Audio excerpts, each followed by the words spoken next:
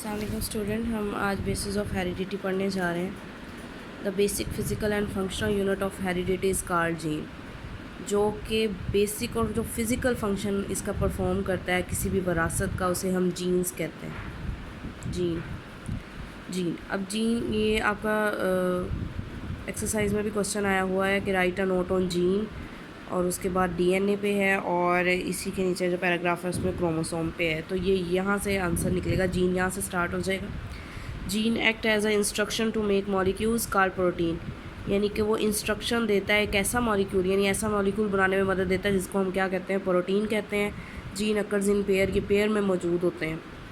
ये पेयर कौन से होते हैं ये मैं नेक्स्ट आपको डीएनए में बताऊंगी। वहाँ पे गुआनिन का पेयर होता है साइटोसिन के साथ, एडेनिन का पेयर होता है थाइमीन के साथ। तो ये पेयर होते हैं जीन्स के।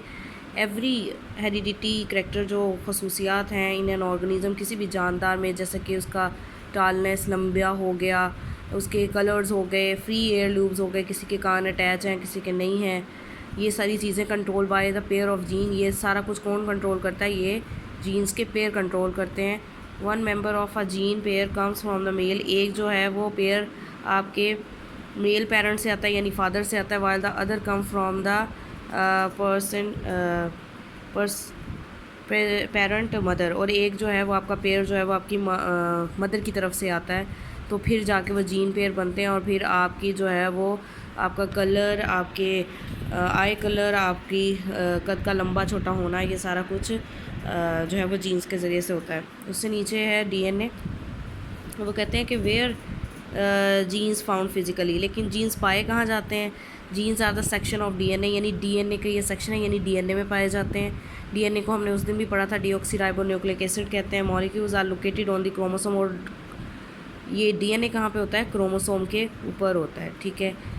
As different section of DNA, जो डीएनए के मुख्तलिफ किस्म के जो सेक्शन है जिनको आपने जीन्स का सेट ऑफ इन्फॉर्मेशन होती है। कौन सी सेट ऑफ इन्फॉर्मेशन, ये tallness, dwarfness, eye colour, free ear lobe और अटैच एयर लूब वाली इन्फॉर्मेशन फॉर द डेवलपमेंट नशनुमा के लिए ऑफ डिफरेंट करैक्टर, मुख्तलिफ किस्म की खसूसियात ऑफ एन ऑर्गेनिज्म, किसी भी जानदार में। DNA is called heredity material, हमने पिछली बार भी पढ़ा था कि डीएनए को हमने विरासती मादा कहा था। DNA and protein are the component of chromosome, DNA और प्रोटीन मिलकर क्या बनाते हैं, क्रोमोसोम्स बनाते हैं। यहाँ तक का डीएनए का नोट हो गया। उससे नीचे क्रोमोसोम का नोट है। क्रोमोसोम्स क्या हैं, आर थ्रेड लाइक स्ट्रक्चर, धागे नुमा इनकी शक्ल होती है। Found in the nucleus, nucleus के अंदर पाए जाते हैं। ऑफ अ सेल, किसी भी सेल के न्यूक्लियस के अंदर क्रोमोसोम्स पाए जाते हैं।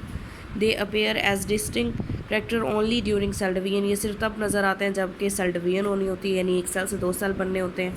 A typical chromosome consist of 2 arms, इसके 2 आर्म्स होते हैं, यानी कि यूँ होता है एक क्रोमोसोम। तो इसके ये जो है वो 2 आर्म्स हैं जिसको आप क्रोमेटिड कहते हैं, यानी इसको सिंगल को आपके एक इसके बाजू को क्या बोलेंगे, क्रोमाटिड्स, ठीक है। Which are attached at the same part, और ये यहाँ पे जाके सेम पार्ट पे अटैच होते हैं, जिसको उसने क्या कहा हुआ है, सेंट्रोमेयर। इसको क्या बोलेंगे, सेंट्रोमेयर।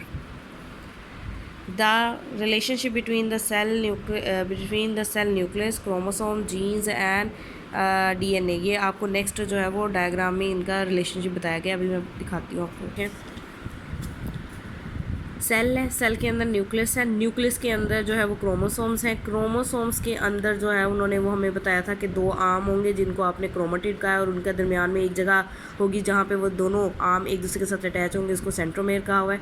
क्रोमोसोम्स के अंदर क्या होता है, डीएनए होता है। डीएनए के अंदर क्या होता है, उसका एक पेयर होता है जीन का, ठीक है, यानी कि सारा है।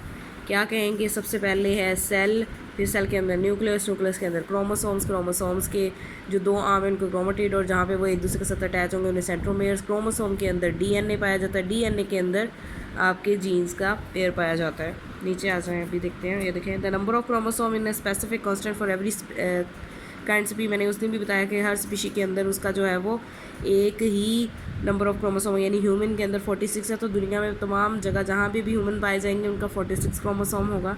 इन जनरल बॉडी सेल्स, वो कहते हैं जो आपके स्मैटिक सेल्स हैं, क्रोमोसोम्स अकर्स इन पेयर, वहाँ पे पेयर के अंदर होते हैं। बट गेमीट्स के अंदर जो है ये वो वाला था माइटोसिस, यानी कि जितने पेरेंट सेल में होंगे जो नए बनने वाले सेल होंगे उतने भी उनके डॉटर सेल में नंबर ऑफ़ क्रोमोसोम सेम होंगे। लेकिन हमने क्या कहा था कि नंबर ऑफ़ क्रोमोसोम जो है वो रिड्यूस टू हाफ हो जाएंगे कहाँ पे, जब गमीट्स बनने होंगे, उन्हें हमने मियोसिस कहा था।